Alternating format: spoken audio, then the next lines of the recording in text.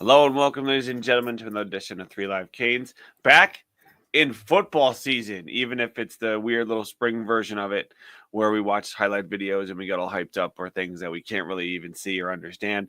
But hey, it's football being played on grass or artificial turf, so we will take it. Welcome to another edition of Three Live Canes. Thank you guys for joining us. As always, I'm Chris.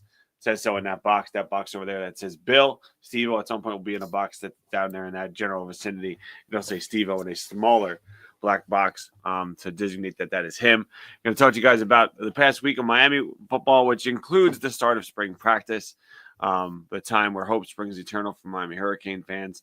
Talk about stuff that we've seen, even some interesting things that we've seen. I know that there's some number discussion going on in the chat already, so that's definitely worth talking about as we kind of get into it. Before we do all that, Bill, how are you doing tonight? I'm big chilling. Football's back. I'm back. Life really can't get much better, right? Yeah.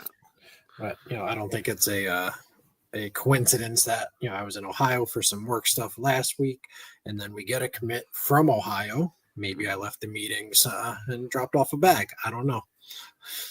Maybe. Honestly, like this is the best time to recruit people like us to do it, because if either dropping off bags yourself or you're donating to Canes Connection, one of those two things, making that work as best as possible. But whatever it is, there's opportunities abounding out there.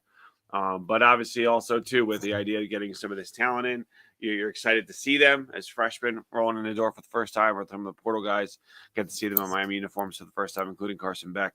Even though he's not throwing the ball, he's still out there, warming up, doing a lot of the workouts that doesn't involve, actually putting the football in play. So we'll talk about that. A lot of this other stuff as the spring gets off. And then there's other things that we're hoping to see, things that we're hoping to hear, like the opportunities for Miami to really improve, including like strength schedule stuff came out today, like the big rankings about like where everybody projects as far as that, how many wins are, like all of that stuff. Everyone's back in football mode as if though the season didn't just end like a month and a half ago, which is great for us because it's tough to talk about. So thank you guys for joining us here on a Wednesday night. Talk some Miami Hurricanes football. It's Three Live Canes. This is for the national championship for Nebraska.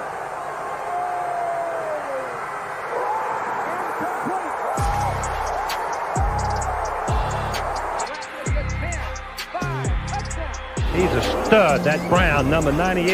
Irvin's got it. Irvin's free. Slips to the outside, tries to stiff arm, and he couldn't get by Ray Lewis. Big time players. Step up in big games. Hard dog. Don't ask me for more.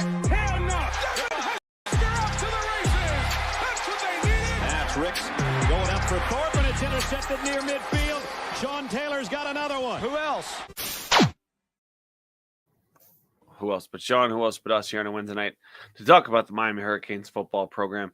Just some different things that we've seen, interesting stuff going on, including one of the things that I think will probably have the most effect on Miami long term, and that was the ACC settlement that came out. And as a show that likes to talk about all this kind of stuff and the hypotheticals going into the future for Miami and conference alignment and all that kind of stuff, the fact that finally came to some level of resolution. With it seemingly starting the clock for a lot of ACC teams at 5 years, just to kind of see what happens by the end of 2030.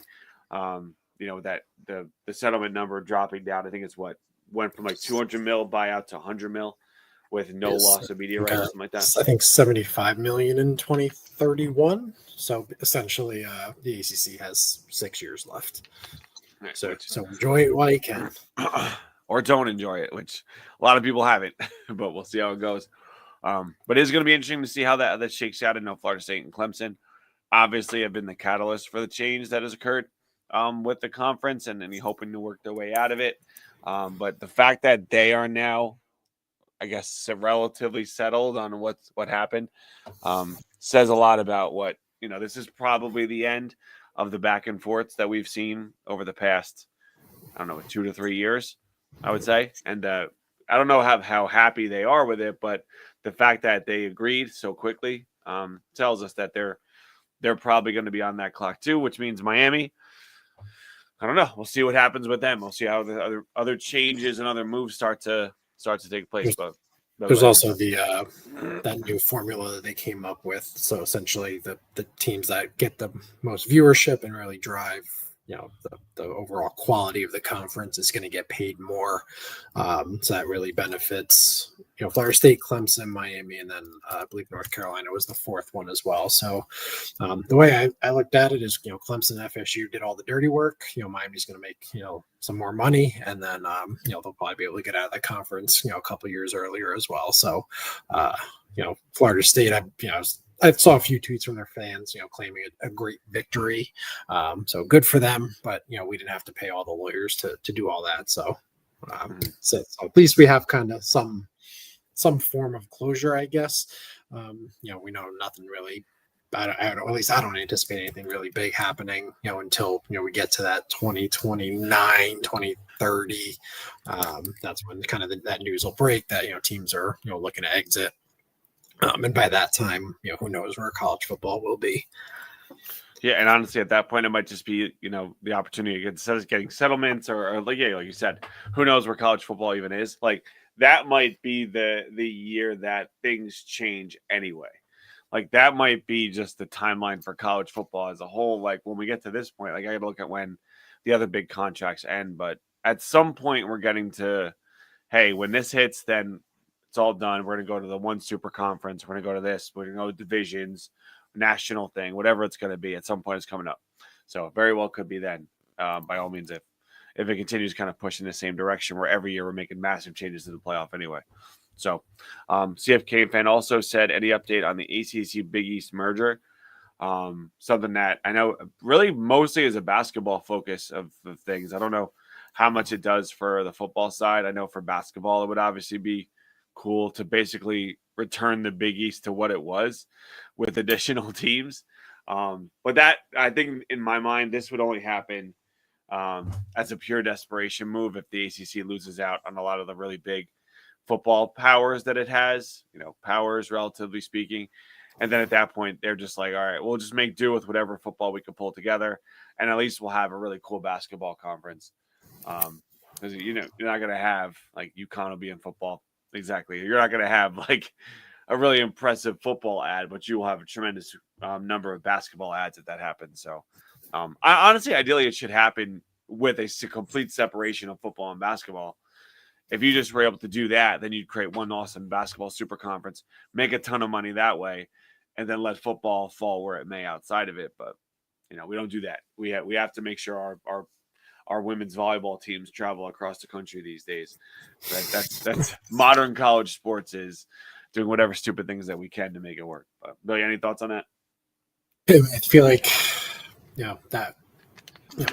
What can the ACC do to try and essentially save itself, right? You saw kind of what happened with the Pac-12, and they didn't have an answer. I guess this could be an answer for them, but if that were to happen, right, the teams that we anticipate leaving, leave the conference, they do this kind of big merger, essentially becomes a basketball conference, relevant to football. To an extent, and I don't think they would be getting any automatic bids or anything like that for the playoffs. Once essentially Florida State and Clemson are all but gone already. Miami, North Carolina, Virginia Tech, I would kind of wager that they wouldn't be too far behind them. I think kind of now is when the ACC is going to try and probably grab a lot of these schools just to remain a conference, but if they can do that and be this mega basketball conference, that's probably best case for them.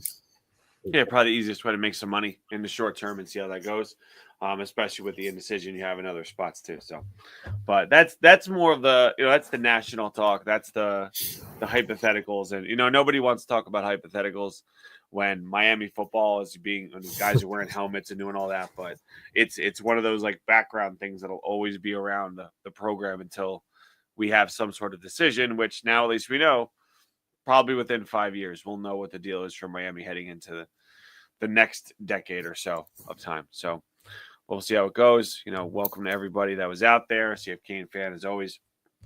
Throwing some things there. James Kane, what's up?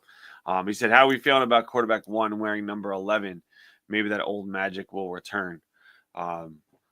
Jakari Brown magic. We could talk about Ryan Williams magic, but yeah, hopefully, like you get that guy that interesting skinny dude, kind of odd looking guy, go out there and just like supply the ball to the elite receivers that he has down here. Yeah, that magic worked out pretty well a couple decades ago. So we'll see if it's possible. But there was a lot of number changes. I went through them and I was trying to figure out like how many guys switched up numbers, but obviously getting some of the new guys in with that. But most interesting stuff about Carson Beck, besides the number choice, the fact that he is at practice, he is working out with the quarterbacks and doing all the things. He's with the team. You know, he's fully integrated into the team, except for the fact that he's not throwing the ball yet. And Mario came out and said, you know, he's hoping that he will be able to throw the ball around a little bit by the end of spring, which is probably before anybody expected him to. I know I wasn't thinking before the end of spring even as a possibility. But at least by the summer, he said, by May, early summer, he's going to be throwing the football. So that was definitely encouraging. So Bill, just thoughts on Carson Beck. You want to throw some number discussion in there too, but more so the idea that he might be, first off, he's there invested in this whole process and how quickly he might return to the field. I was actually looking to try and grab my old Ken Dorsey jersey. I'm not sure where it went. It's on my pile of jerseys that I have down there. But yeah, I mean, I think that's, you know, what you would expect from, you know, QB1 is, you know, even if you can't physically participate, you know, by throwing, you're still out there. You know, I saw the one clip of him. It looked like he was kind of just taking kind of the mental rep of it. But I mean, if he's throwing, you know, because they said by end of spring, which essentially puts us, you know, into that first week of April, second week of April, I believe is the spring game. I mean, that's way ahead of schedule. I believe the, you know, when it kind of first, you know, when he first committed and people were talking about it, it was like, hey, he'll start, you know, maybe throwing again in like June-ish was kind of the target. So, I mean, if he can even just do some, you know, light throwing, light tossing, there's no need to rush it, right? You know, throwing for, you know, a couple practices in spring isn't really going to do much, but, you know, if he can kind of get that strength back and then, you know, kind of hit the ground running, you know, once, you know, August hits, and obviously they'll do their own individual team workouts, things like that during the summer. So that would be probably best case if he's, you know, actually throwing the ball, you know, in front of cameras, you know, by essentially by the end of this or before the spring game, I guess. Yeah. So for sure. And I think too, if it is by the end of spring, obviously that's great, but with the amount that these guys work out together away from like the actual practices these days, like it's not like the old days of college football where like spring practice or spring practice, and there was a lot of other things between that and the college football season. Like we have with the way it is now, like these guys are working out together daily. I remember stories of Cam Ward last year, just, you know, demanding guys be there at all times, at all days, even when they had the opportunities to go work out with other people. He was like, no, you're working out with me. And I think that tone being set could be similar for the Carson Beck. And backing up, pointing out that it was Dorsey and me joking around before about the Ryan Williams love. But, you know, a guy like Dorsey would have done that. He would force the guys. He was one of the leaders of that team. Similar, Cam Ward was too.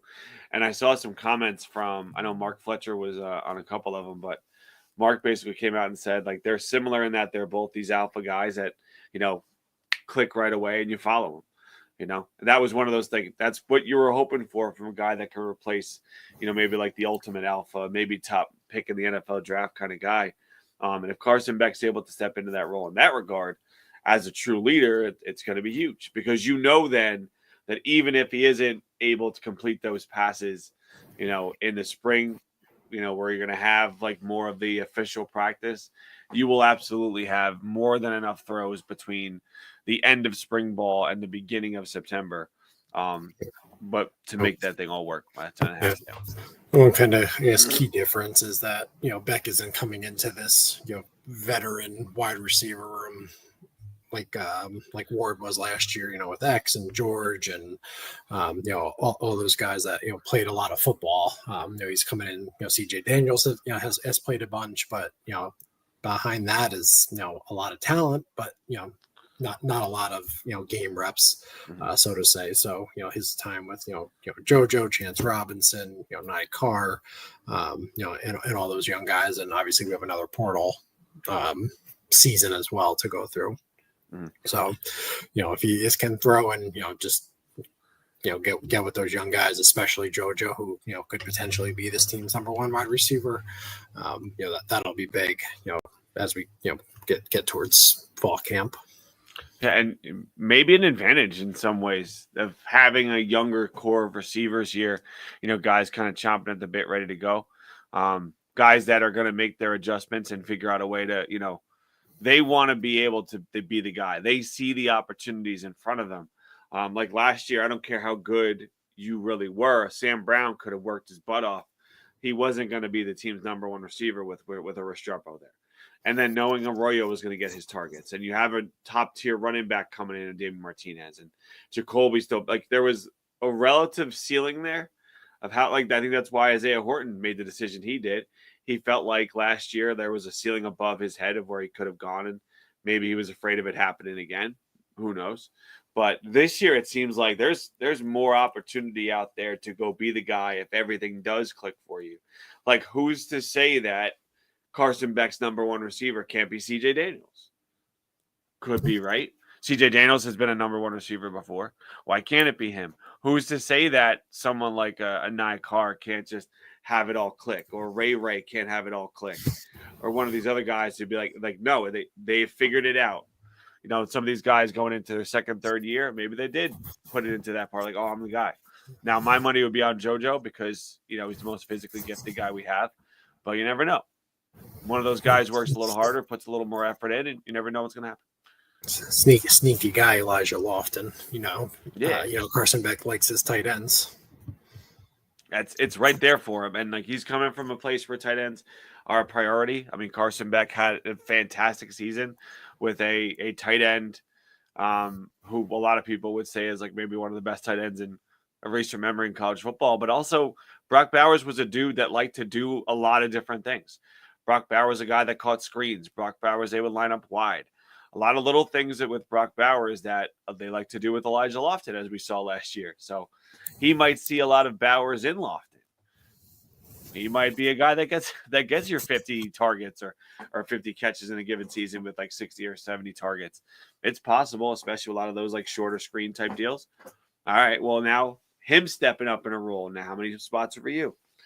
So I'm excited about the opportunity. KF came in pointing out Moore and Tony as well.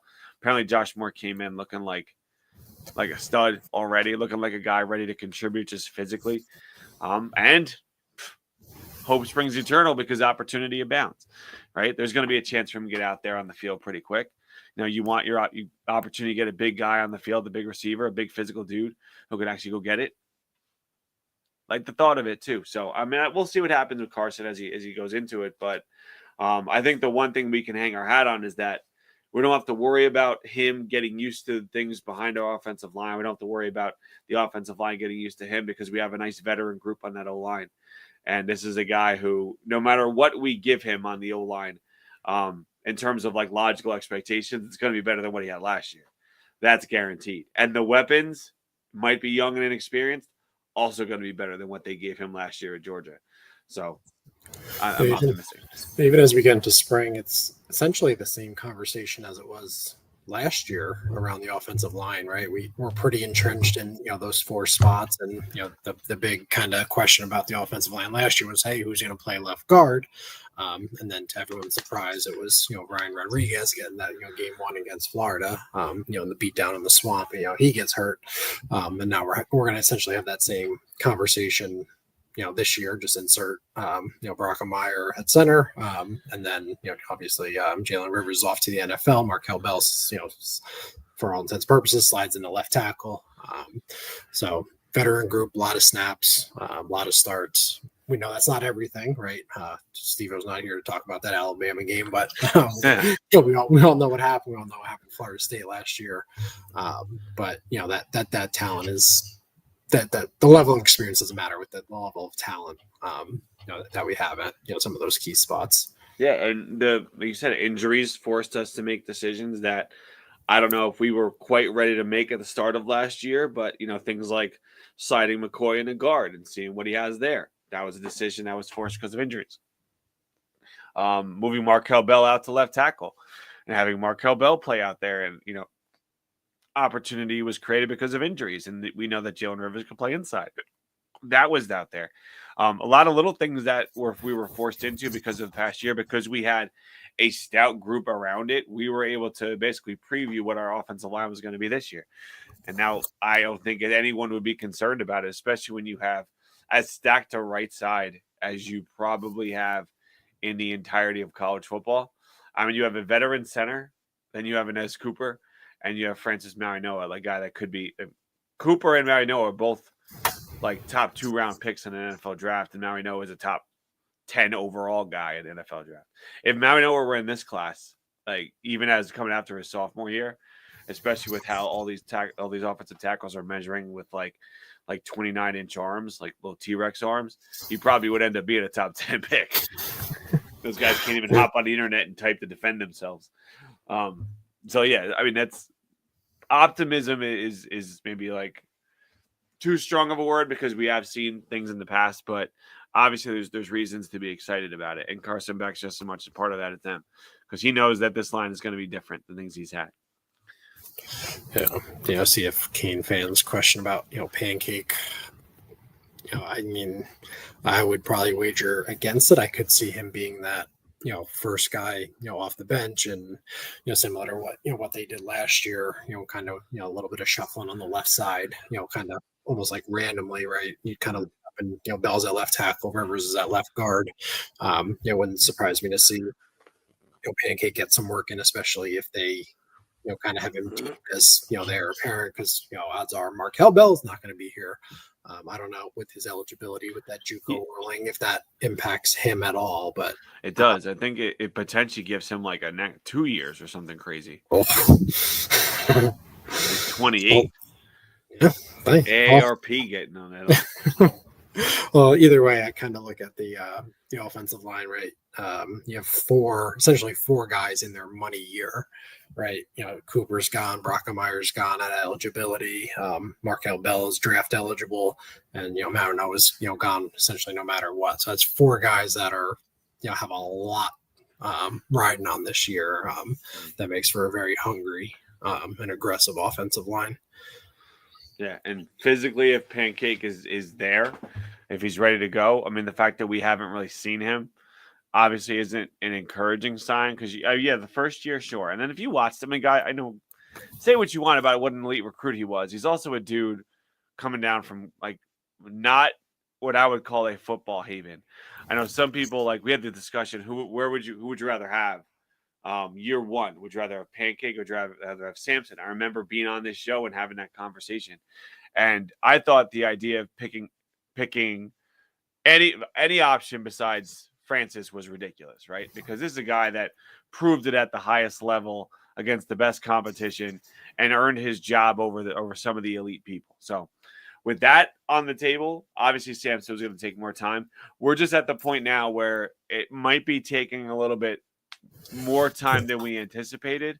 And anytime that happens, you always have to say, all right, this is interesting. Because other guys are able to work their way onto the field at other positions to make it work. That's the thing, backing up saying had so much development to do. Like, it's not what you want to see from an elite recruit. He also battled injuries too, which I think kind of set that back. Knowing, playing football in Massachusetts was a very steep learning curve. Yeah. Coming to Division I football, high level Division I football. So, I mean, I'm not writing him off yet. I know the talent's there. With him, it's just a matter of that development and kind of everything coming together. And he also, I guess has almost the misfortune of being behind all these guys that are NFL dudes, right? Markel Bell's going to be an NFL guy. Marinoa is going to be a first-round pick. Cooper is an NFL guy. So, maybe he can battle into that left guard spot, or, be that kind of throw the, when we use that extra offensive lineman as like a tight end, like we did that first year, Mario. I think we'll see him on the field. I just don't think he'll be, one of the top 5 guys. And if he's first off the bench and he gets a lot of, if he's first off the bench, we're talking about offensive line. Like, he will get playing time because there will be injuries. There will be the need to put someone in there. Like, God forbid Francis gets hurt. Like, I don't know how they would play it, but would they slide him into right tackle? Would they kick Markel to the right side and then slide him in at left if he's more comfortable over there and Markel has had more versatility? I don't know. But will they go to McCoy? If they go to McCoy for a tackle spot, that tells you a lot. Will they let Sampson? There's so many different variables. That's one of those things that you'd really love to see every rep in spring to know how they move this stuff around. Because in the past, I remember there being times we weren't even sure who the starting guys would be, like at multiple positions, and us coming on here and saying, I think the 5 will be. I think the 5 will be. I mean, the 4 is really, really solid, and the 5 is fairly clear. I would love to see what other things they do outside of the 5 that we expect.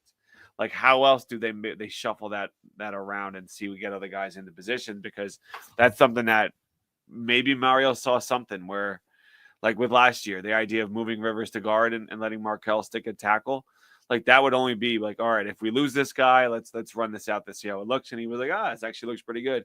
As good as Rivers is as a tackle, we're actually really strong if we kick him in. I mean, and no one had Ryan Rodriguez at guard at all. That kind of leaked out, I think, maybe the night before the Florida game, that it was like, hey, like watch out for this. So again, lot to play out. Hopefully injuries for us isn't a factor in that, but I think it is kind of something worth noting. And we know Mirabal and Mario, they like to cross train, so you'll hear about guys being moved all over. There's probably not too much to read into that, which also kind of makes it a little harder to, play this guessing game. But we'll do it anyway. That's what we do. Other things out there. Are you sure about that? Ask us who the quarterback 3 is. And I imagine I know what his follow-up question would be. It would be, I honestly, I don't think it's as clear cut as you'd expect of just going by how long guys have been in the program. I think that's the assumption that you'd be like, okay, well, he was here for this long, so we're going to go him, Emery, then we're going to go to Judd, and then we'll go to Luke. I don't think it's quite that clear, but it's also something that we really can't know right now without seeing how they perform in this. Because if every throw is on the table for our backup quarterbacks, at least for the coming weeks, right? Every throw is going to be one of these dudes. So at least they'll give them a pretty good idea of who would be there in case of disaster. I mean, if I'm being very literal with the question, like right now, right after the second spring practice, I think it's probably an easy answer being Judd, because Nickel really hasn't gotten to show too much yet. But even behind the scenes. So I think by the end of spring, I think QB2 will be kind of talked about, if Nickel is that guy, or if Judd takes that big step. But I don't believe QB2 will be Emery going into the year. Oh, if you had to pick one of the two, who would you say? Who would you give the nod to in your guess? Well, between Nickel and Judd, yeah, I would think it would be Nickel. Kind of what we saw at the end of his high school career, and kind of what we've seen from the current group, in the very limited chances they've gotten. That there's a lot of hype, right? Even behind the scenes, about Luke Nickel. So I think if you give him a full spring, I think he'll kind of show what he's got. But that were my money would be right now. And I kind of agree with CF Kane fan. That would be the inevitable, and that would be a post spring move. I know Bagging Up's got another question. I'll slap back in there, but that would be very. I mean, we've seen that before, like the after spring transfer. That would be one of those inevitable moves, and I think that's a lot of moves happen in that range. So, he says that these guys are. Sorry. He says keep sharing the most consistent quarterback. I think it's about who is going to give Miami the best chance to win if he has to go into the game. And I don't know if the coaches trust him at the level we would need at this moment. As consistent as he might be, he's a guy that does his job. Everyone likes him, all that kind of stuff. But if they don't believe he can get the job done, and there's other guys with bigger potential out there, I could see them making that decision. I don't doubt that. Practice is what practice looks like. But we all saw that second half of Iowa State, and that was rough. But these guys are young, right? Emery's going, and this is what, year 3 for him. Judd's going into year 2, so there is development. Guys can make big jumps. That's that's not crazy to think about, right? All these guys were recruited for reasons, for the traits, their the mental abilities. So maybe it clicks.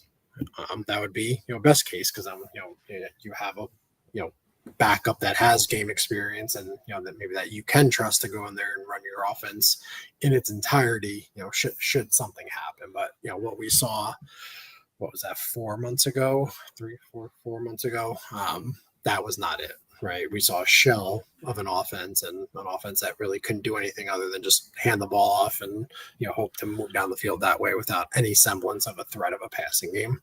Yeah, so that I think was as discouraging as anything we've seen in quite some time. Fresh, and we need 4 quarterbacks. Everybody does, and this isn't really the age where you are super comfortable with 4 quarterbacks. Sadly, there's always the opportunity to bring somebody else in and let them sit there and just see how it goes. But we'll see. Post spring portal will be a big part of that. CFK fan, you can do an end of spring projected depth chart. Yeah, for sure.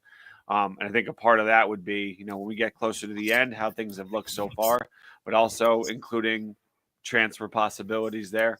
I think once we get to the end of spring and all the hype goes up and down and you hear names and you lose names, and I think at that point I think we know where we have to hit, and backing up, talking about receivers, need to get at least one out of the portal. Not having a proven guy gives me anxiety. I'm higher on CJ Daniels than I think a lot of people are, because I thought he played well last year with LSU. I know that the numbers weren't crazy when he was in transfer portal for the first time, but he was a guy that still caught 40 passes, 500 yards, whatever. But a guy that could be relied upon in that LSU offense. Year before, he had 1,000 yards, was like more of a big play guy, gave more opportunities. So I think he's a good player. I think maybe you can't call him a true one if you don't want to, but I've seen guys like that play well as a wide receiver one at the college level. Especially like I said, he's way better than what Carson Beck had this past year. Compare him to an Arian Smith, who really only has run fast and hope for the best. So I don't know. Yeah, I mean that'll probably be the headline, right, as we get towards that portal. But JoJo, right? That's the hope. But even behind him, I think last year we kind of just grabbed Sam Brown, kind of like right out of nowhere, right? It felt like, and that was a guy that played a lot, and then he came here, and other what was on the roster kind of beat him out, right? Specifically Horton. You knew X and George were gonna get theirs, but kind of that third wide receiver was up for grabs, and you kind of saw Horton kind of grab it, and Sam Brown made some big plays for us. It's not to say he didn't contribute, but you're going to bring in at least one guy, I would think. Hopefully that one guy is that true alpha stud. But even if it isn't, it's on the level of like a CJ Daniels, productive, has potential. You throw him up against Nycar, Chance Robinson, kind of all those other guys that are competing for reps, and let the cream rise to the top. That's what this portal is. That's what this portal provides, is it gives you a chance to potentially upgrade. And if you've recruited well, right, if you think you feel good about what you have, but if something better comes along, you take it. That's just the name of the game. And that's the thing, we have recruited well at the receiver position. Maybe you didn't get, obviously didn't get Jeremiah Smith, but that's not to say we haven't done a good job of getting guys that we really like. So, the old days, it would be like, this would be a receiver we're excited about, because they weren't going to automatically get people from the portal, and see how that goes. But I don't know. Rumor mill speculating about Colby Young. I would say that ship has sailed. I would say that ship has sailed on Colby Young. But I'd be much happier with my CJ Daniels and JoJo and all that. I'm okay with it. Could I fall in love with a receiver room that adds another dude? Absolutely. I'm okay with where we are right now. And my expectations that guys will rise, especially with like Lofton on the interior and a running back room that I really, really like. But we'll see. Only time will tell as the ads go. And I think the post spring portal this year, I think it's going to be a lot crazier than people probably anticipate because of, just how things kind of went later in the portal in the pre-spring portal. I feel like there's a lot of people out there that are not thrilled with their positions and where things are going for their team. And this is going to be one of those ones where people think that everything is set, everything is ready to roll, and all of a sudden things go to hell. So anxious to see how that plays out. But I'm optimistic if Miami needs a guy, they'll be able to get a guy. So. I mean, it's going to be an attractive spot, right? We have money, we have a quarterback, and we have essentially a wide open depth chart. So, yeah. And then speaking of wide open depth chart, like flipping over the defensive side of the ball for a second, you look at all the additions brought in on the defensive side, really over the past 2 years, because like last year's incoming recruiting class, this year's recruiting class, portal ads over the past couple seasons, specifically like in the DB room this season. Talk about your wide open depth chart. Like really, that's where I think it's going to be a lot more fun, because in offense, you kind of know the deal, or at least you can place things in a way that you think make a lot of sense. Like I don't think if we do a projected depth chart in a couple weeks, I don't think anyone's going to be really flabbergasted about any offensive decisions. Even like if Bill puts Judd number 2 at quarterback, I can't see anyone being like, oh my God, Judd. But flip it over the defensive side of the ball, there's a lot of things that we could probably say that would make people go, yeah, he's up there. Well, where's this guy? And then we could say, I don't know, maybe portal. But how about this dude? Like maybe he's out. I don't know. We could probably do a full show just on the cornerback depth chart at this point, with just the transfer additions and the unknown of what the scheme is actually going to look like, and where these guys fit in. Like, there might be a guy we're talking corner and they might be thinking safety, or with how the nickel position is now, they might be saying, no, he's our nickel defender. He's going to be that 100% of the time. And like other guys would be, if someone gets hurt, they're not going to slide this dude out. We're going to let another guy play in that spot.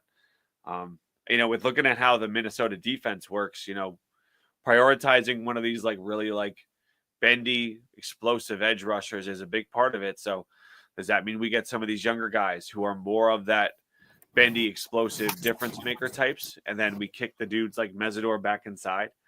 Ruben Bain, maybe he's a little bit of an inside-outside guy this year, where we have like a light foot, and then we say it's got to be you out there on the edge, because that's what this dude likes to see. It. I don't know. There's a lot more variables on the defensive side of the ball, which is good, because our most consistent thing last year was that we were garbage. So I'm good with variables on the defensive side of the ball. It can't get much worse than what we saw last year, especially in those key moments, key games. And again, you think whatever you believe in, for Cam Ward, essentially bailing us out and giving us a 10-2 types, or 10-2 season.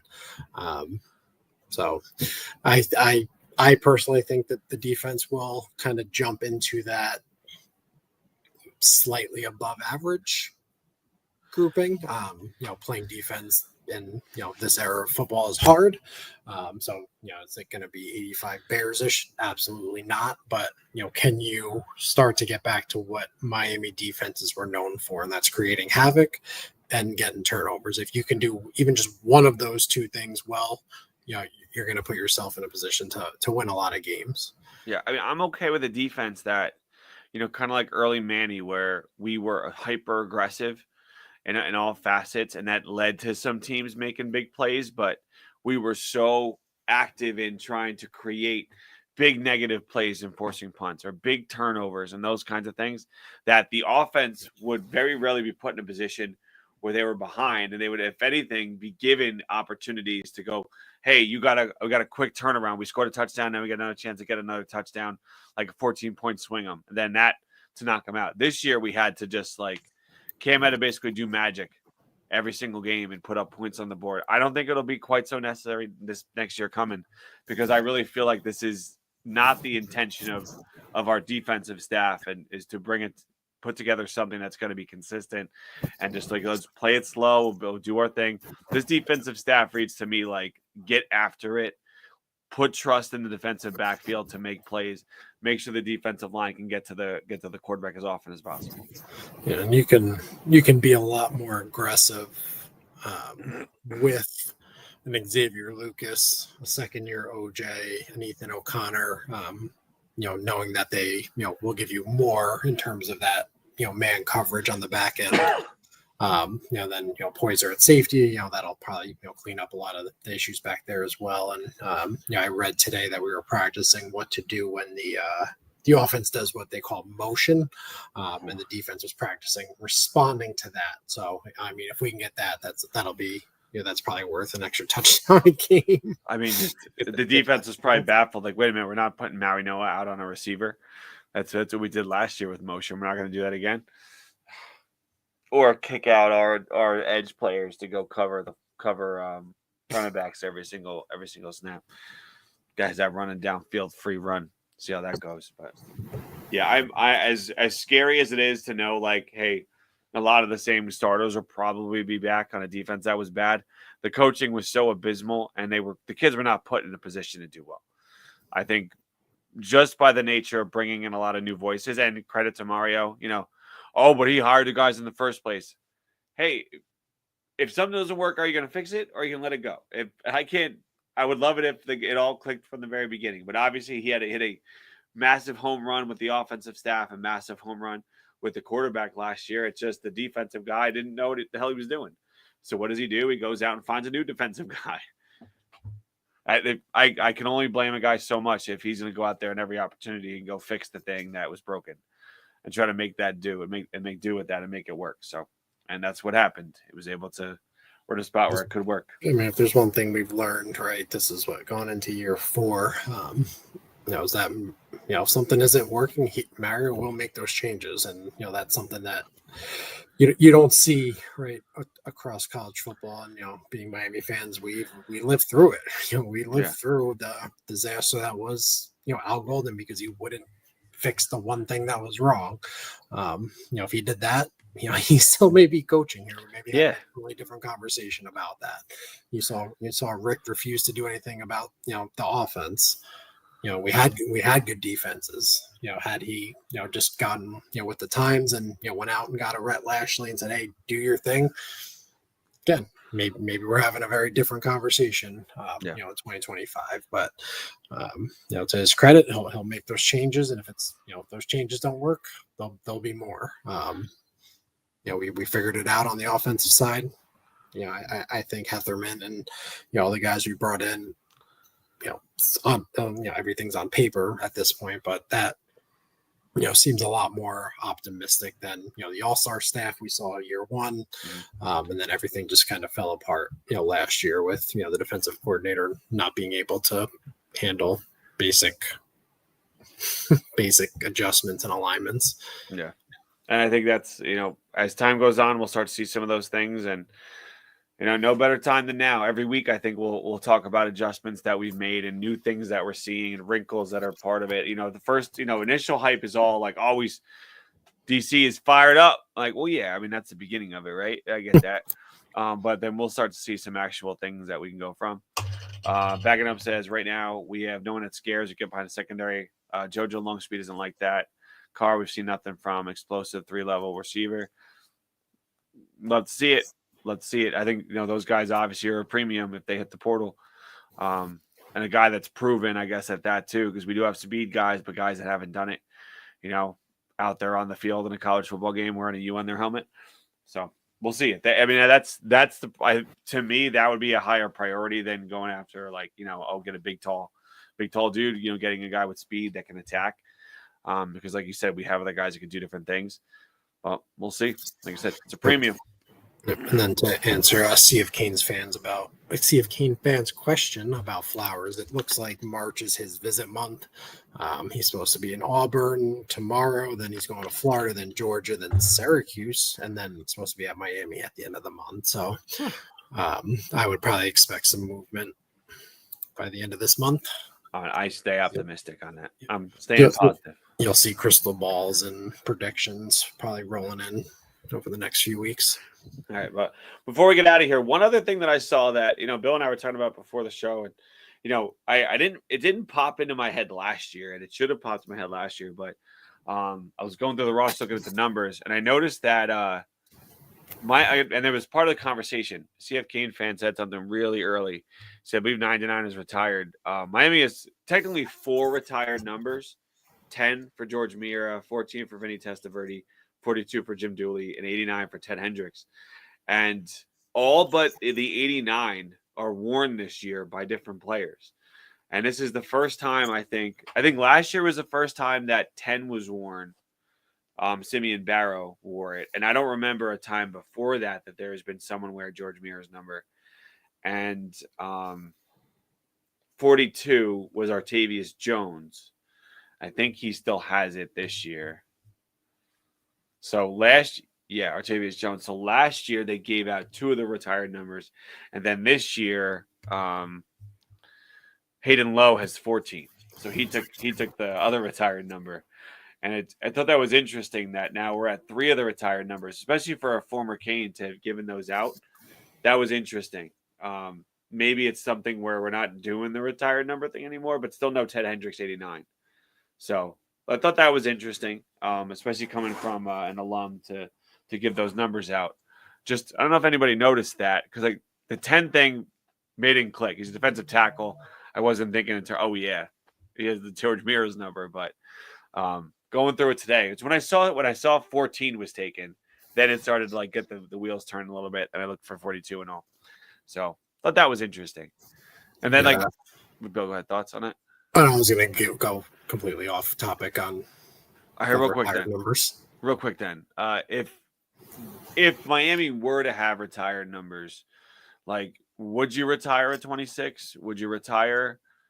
It's Amari Wallace wearing 26.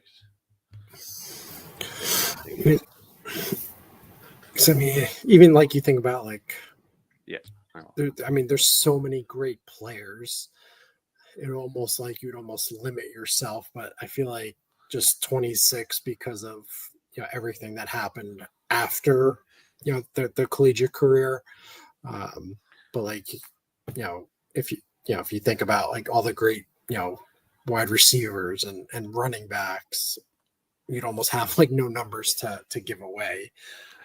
So like if you want to retire 5 for Dre, but you got Edge that also like you'd have to almost like retire a number because of so many guys wearing it, like 5 for Bratton, Edge, Andre. You're like, all right, that's good. Like enough guys have had that one and made it awesome. You'd almost have to kind of think in terms of that. Greg Threat.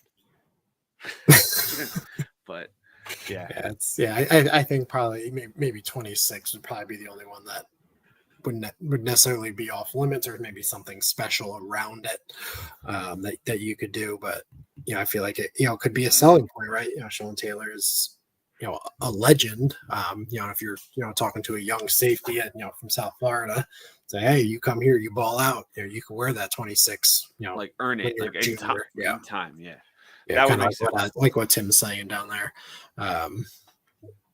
So one of those deals, yeah. It's a special, you said, special number. It's different. A lot of other great numbers, like someone wants to wear Sat, fine. Someone wants to wear Ed Reed, I think fine.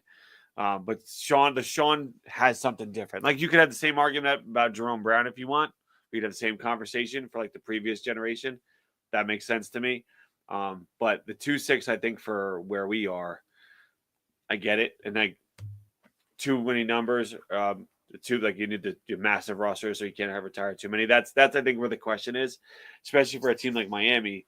We would have so many guys, so many first team All-Americans, so many super high draft picks. Like no one's saying retire Cortez Kennedy, as great as he was, because he only played 2. No one's saying retire Russell Maryland, number 1 overall pick.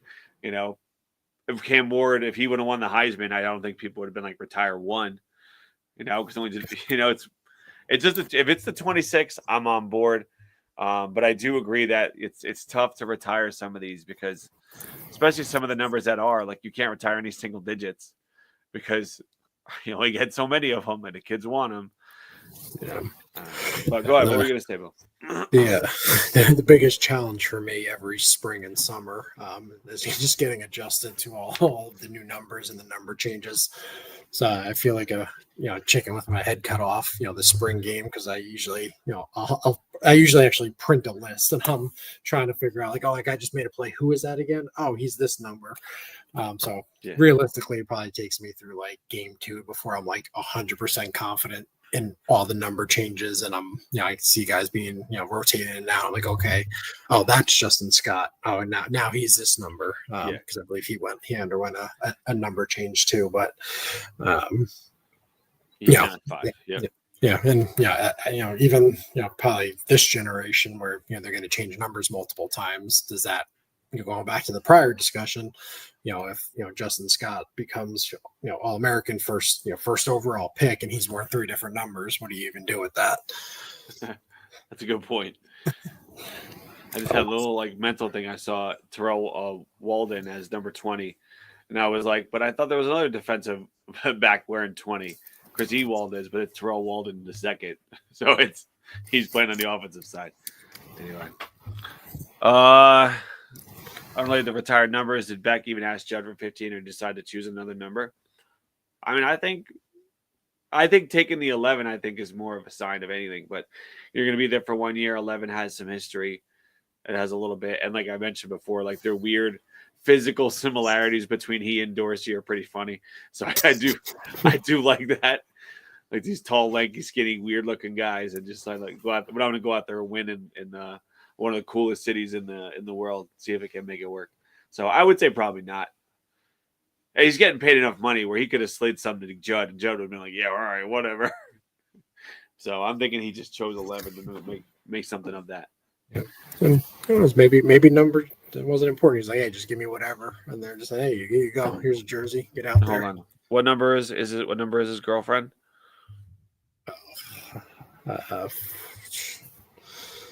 I feel like it would be weird if I just threw it out. I was like, "Yeah, she's 14," or 15. One of the sisters is 14. I don't remember which one is his girlfriend. Maybe they did something with that. Well, you saw they got their car stolen. Yeah, I see that. I think that was definitely one of the shows I missed, but just crazy times we're living in.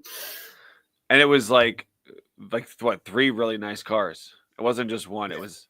Yeah, they actually went into the house too, which is obviously very scary. Yeah, this wasn't just take a screwdriver to the keyhole like you would 20 years ago. On the good old days. Now I'm confused because it seems like both girls at some point were 14. And one of them's dating, I think, a tight end for the Cowboys. Oh yeah, Jake Ferguson. Yeah. I don't know. Their stuff's both listed as me number 14. Nah. So we got both their names in the chat too when you said which one's he dating. So. Yeah. Let's see. They were both 15. I have Haley and Hannah referenced. I have the cars in there specifically. And I do appreciate the fact that that's what got the most quick responses from the chat. Which one is he dating? And then it was like bang, bang, bang, right away. Anyway, there we go. Now that's interesting. He went against his girlfriend's number. Look at that. Someone's got to fix their Wikipedia pages. Not you guys. Won't be weird out there. But all right. But to end on that note, I think it's appropriate. Tough to have your car stolen. Obviously, the breaking into the house thing. Don't want to see it. But Carson, I think, over the course of his time here in Miami, I think he will have an opportunity for himself several more cars in the future if things all go right. So see how it goes. You didn't really hit on the combine stuff. Do that real quick. We talked about it last week going into it. No Miami Hurricane, I think, really had a breakout combine necessarily. Arroyo didn't compete, which is tough because he probably would have. Cam didn't compete, but he went out there and said all the right things, and people love him. So you can almost guarantee. I'd go as far as to say that I can half guarantee I'll be 90% sure he'll be the number 1 overall pick. Probably not to the Titans, but I'm pretty sure someone's going to make a move to go get him. And I think, hilariously, I think it's between the 2 New York teams. The team's going to go up and get him. So we'll see. Yeah, That. I mean that just from a Miami perspective, that would be an incredible, whether it's the Titans, the Jets, Giants, whoever whoever drafts him number one. That's a big moment for Miami for that logo to be up there, and we've talked about it before, but given Mario's what's the word I'm thinking of? Drawing blank, but all that talk around Mario's development of QBs. Wouldn't be bad if it's Justin Herbert and a number one overall pick. That wouldn't be so bad. Yeah, so it'll whenever the draft is, that'll be a big night for Miami, that first round, and I think we'll be well represented kind of throughout. Rounds. We have guys to look forward to in rounds 2 and 3, and then the back half of the draft as well. So it'll be fun to follow. Damian Martinez, Kermit said, did well. He did everything he was supposed to do. I think he ran about what you'd expect, maybe a little faster than expectations. Just a loaded running back group this year. So he ran 4.51. Was it the thing I remember seeing? I was away for the combine, so I wasn't following as closely as I would.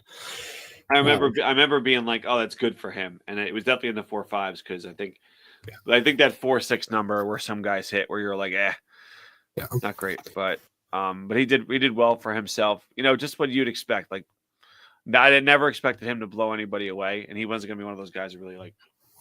Yeah, he's not going to go out there and run a 4.3. So I mean, a 4.5 at 4.51, 220, 225, whatever he came in at is pretty good.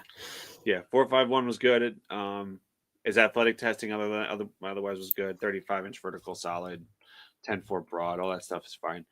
Restrepo had a great day. I think just being Restrepo. But even Sam Brown and some of the other guys, did a good job.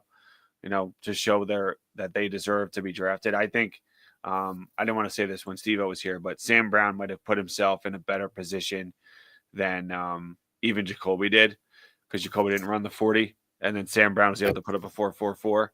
So with an insane vertical too, right? Yeah, he had himself a pretty good day. 41.5 inches. Someone's going to take a chance on just those traits and say, hey, let's see if we can get it all together. Legit 6'2", can do all that. Restrepo didn't run, but he did all the Restrepo things that you'd expect him to do. And I don't think anybody's going to actually really care about how fast that 40 is at the pro day, because what he is. Rivers had a solid, Rivers always looks solid. It's even day back to the Senior Bowl, and some of the defensive line guys got out there and played around a little bit, Tyler Barron and all. I think Miami will be well represented, like you said. I'm not really sure about that. I think Sanders actually falling as a smokescreen. I do think that. People are like, oh, he's like Kenny Pickett. No, he's a lot better than Kenny Pickett was. I know people hate him, but I think the lowest possible is the Raiders. Like, he's a quarterback with potential and ability. So I think he's going to go high, even if you think whatever you think about him. So, yeah, I always thought he was a good quarterback.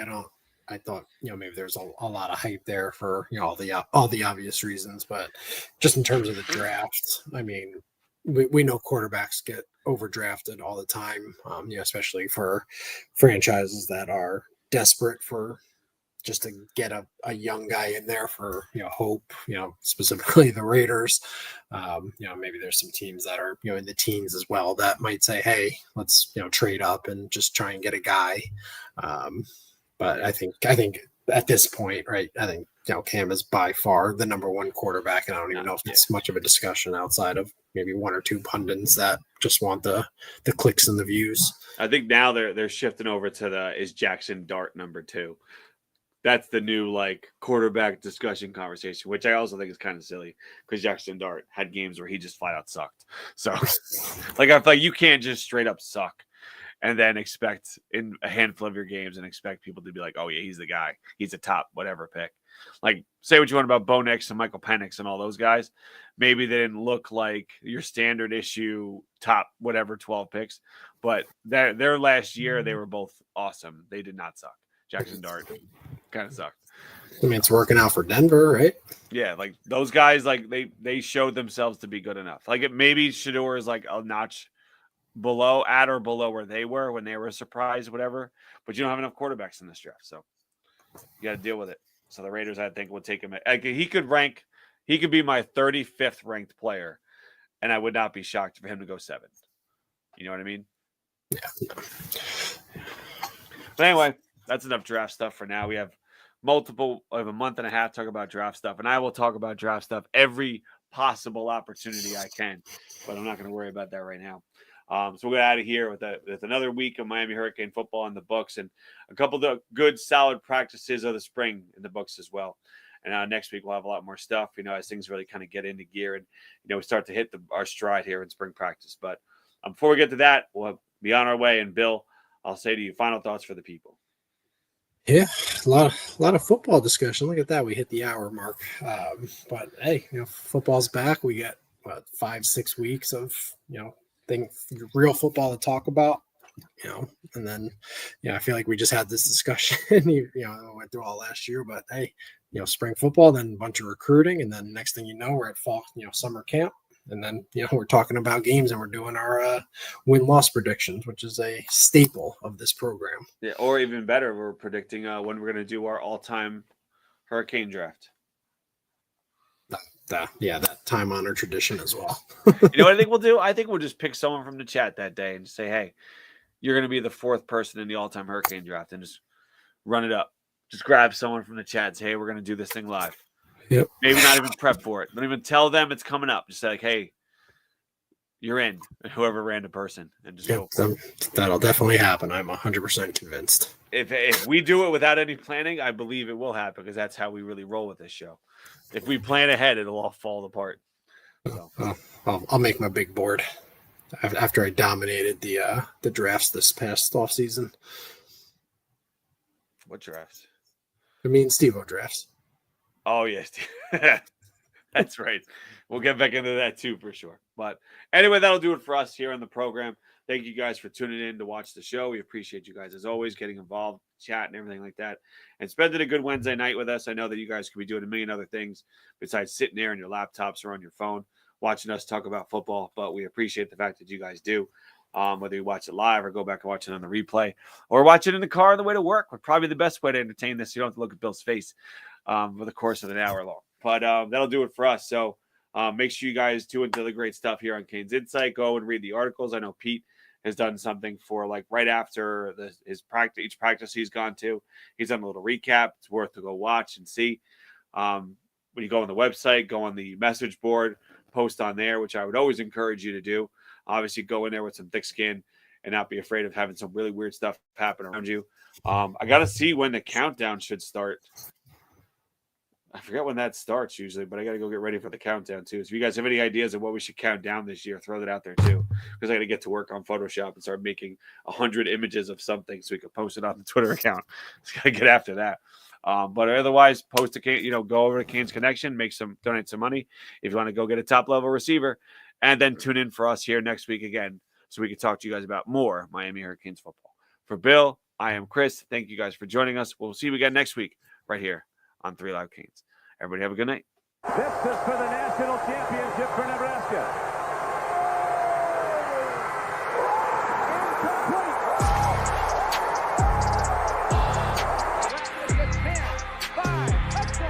He's a stud, that Brown, number 98.